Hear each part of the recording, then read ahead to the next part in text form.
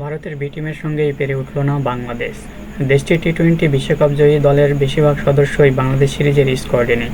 সূর্যকুমার যাদবের নেতৃত্বে খেলছেন একজন তরুণ ক্রিকেটার। 3 ম্যাচ সিরিজের প্রথম টি-টোয়েন্টিতেই হল দুজন খেলোয়াড়ের অভিষেক।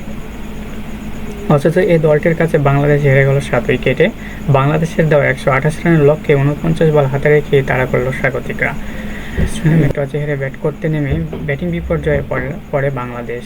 19 ওভার 5 বল ওভারে অল আউট হওয়ার আগে 127 রান করে সমর্থ হয় নাজমুল হোসেন শান্তর দল। সর্বোচ্চ 35 রান আসে অলরাউন্ডার মেহেদী হাসান মিরাজের ব্যাটে।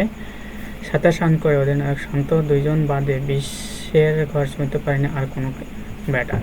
ভারতের পক্ষে সর্বোচ্চ 3 উইকেট করে পান পেসার আশদীপ সিং ও স্পিনার বরুণ চক্রবর্তী।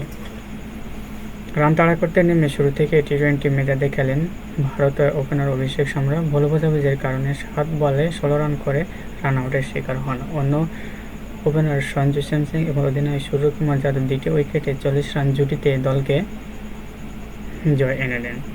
29 রান করে মুস্তাফিজুর রহমানের বলে বাউন্ডারিতে ধরা পড়েন সূর্যকুমার যাদব। অন্যদিকে মিরাজ তুলে নেন সঞ্জু স্যামসনকে 29 রানে। 5-এ নেমে হার্দিক পান্ডিয়া ঝড়ো ইনিংসে 16 বলে 5-4-2 ছক্কায় 29 রানের অপরাজিত ইনিংস খেলে দলকে জিতিয়ে মাঠ ছাড়ে। এ জয়ে 3 ম্যাচ সিরিজে 2-1 ব্যবধানে এগিয়ে গেল স্বাগতিক ভারত। 9 উইকেটে দিল্লিতে সিরিজের দ্বিতীয় টি-টোয়েন্টিতে মুখোমুখি হবে দুই দল।